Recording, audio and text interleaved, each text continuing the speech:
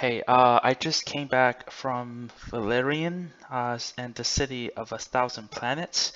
So, this is my uncut, uncensored, podcast style review. Um, did I like this film? Yes. Is it good? No. To me, it's kind of like a guilty pleasure kind of movie. And the fact it came out the same week with Dunkirk, it's a financially really bad decision because this movie isn't good to start with. And you put it with the most critically acclaimed movie, probably the best Oscar bait movie of the year. So what do you expect? You're not gonna get your money. And this movie is already $200 million with a French director, a few Americans, no, actors that are not that popular, and a comic book story that nobody in the world, apart from people in Europe, heard of. And if your film has to do something very special for people to like it, and honestly, I don't see it happening. Mm-mm, not after seeing this movie. Do have to say, this movie is really, really good looking. Um, Special effect was some of the best Hollywood has to offer. Um, Also, the acting we'll talk about more detailed, but I'll get something out of the way. Rihanna, I was really surprised. Her character has a lot more depths, and surprisingly, her acting wasn't bad. I use the word wasn't bad because it wasn't great or it wasn't good. When her character appeared, the whole story is raised and become interesting once again.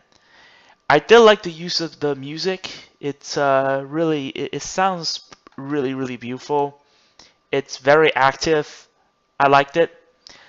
So those are the pros, and now I'm going to the cons. Oh my God, there's a lot of them. To sum up the movie, imagine you watch Star Wars Episode 1 and 2, just with bigger budgets and with more creativity. That's basically it. It felt like George Lucas had come back and took control of everything, used $200 million budget, with Luc Besson probably offer some creativity, and there you go, Valerian and the City of 1,000 Planets. Um, that sums a lot because my impression of George Lucas wasn't that good. His script in episode 1 and 2, you be the judge. The only good thing is there's no Jar Jar Binks. Oh wait, there is some characters that reminds me of Jar Jar Binks. Gladly, they're not played too often. They were there for like 2 or 3 minutes, so they don't influence the plot a lot. There's a lot of plot hole.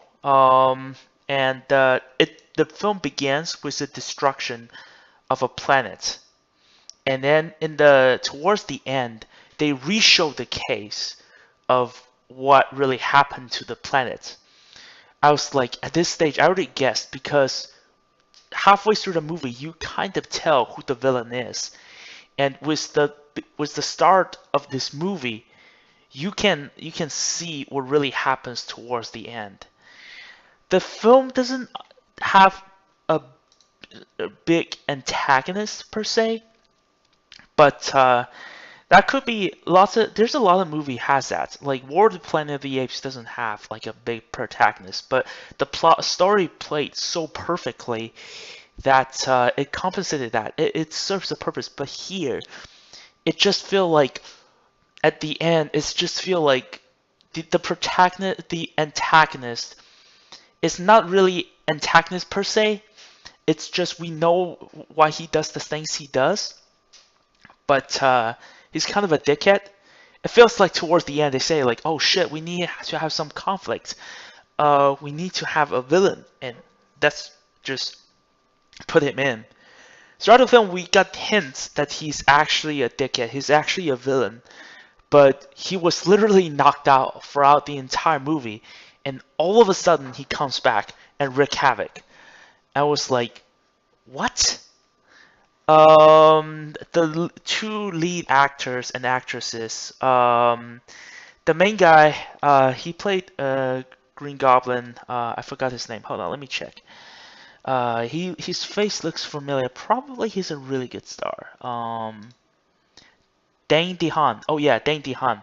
He's terrible in this movie. He's terrible. His character offered no personality. He feel like a creepy Anakin. He's just like, oh, you know what? I love you.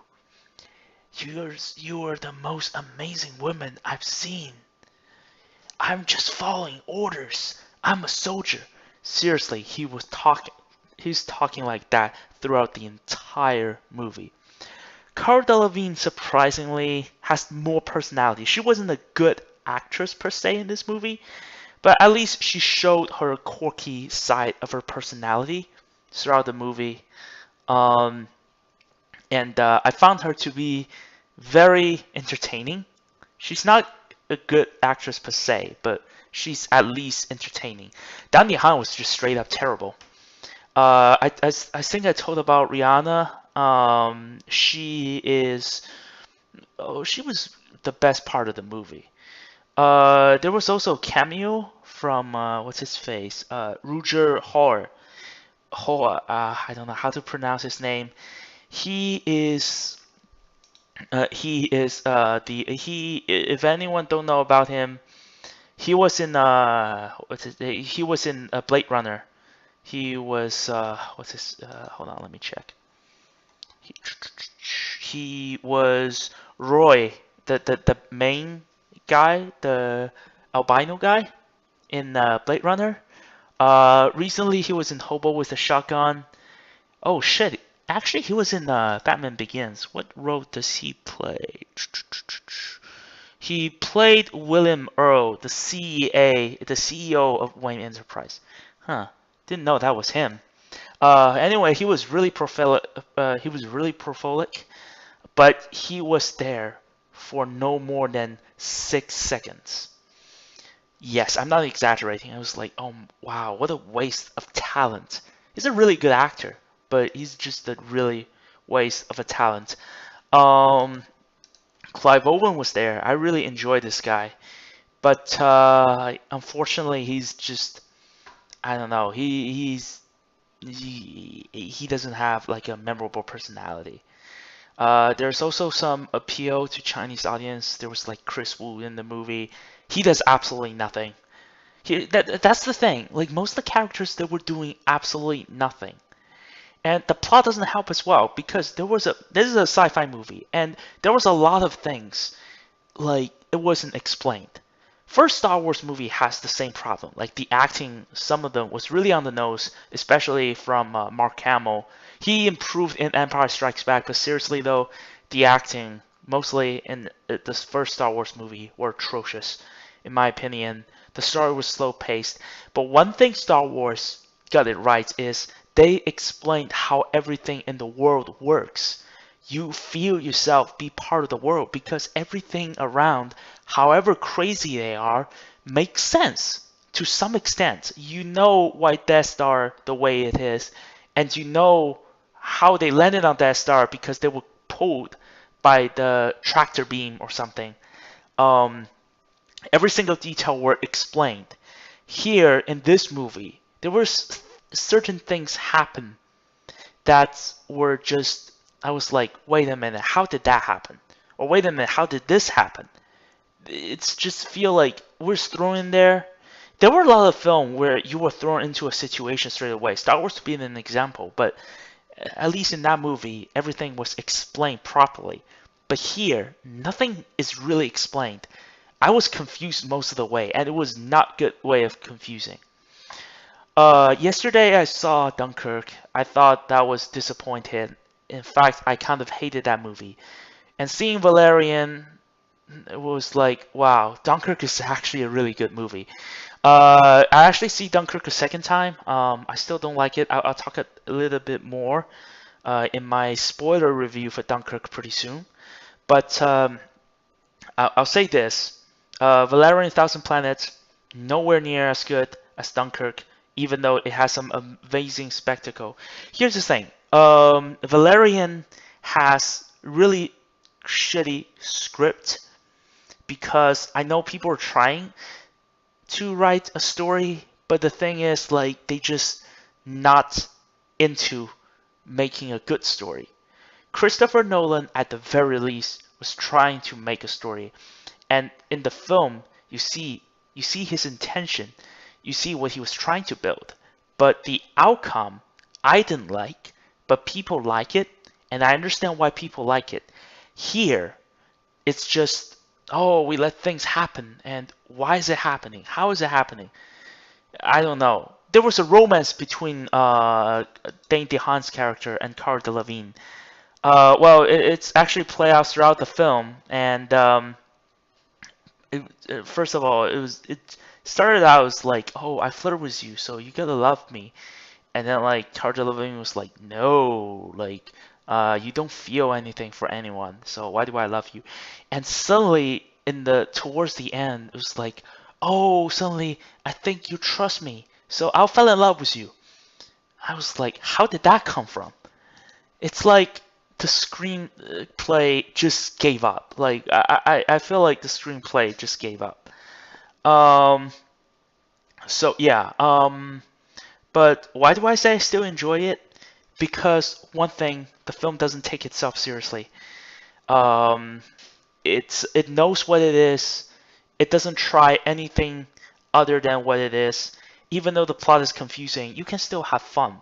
Like every 5 minutes, you see something new, and that's, yes, it is eye candy. But I was like, okay, I can live with that.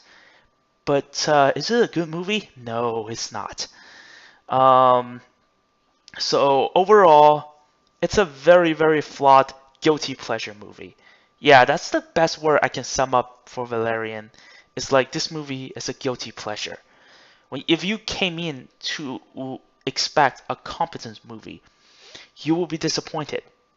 But this movie is very eye candy, and I gotta say, Cara Delevingne is really hot. That's the part of the reason why I was somewhat invested in it. But like I said, it's a guilty pleasure. 6 out of 10. Yeah, that's the best I can give to this movie. I don't want to. I can't give it a lower, but because Cara Delevingne is very good looking, fuck it. All right, so Dunkirk, I'm gonna have a spoiler-filled review coming pretty soon.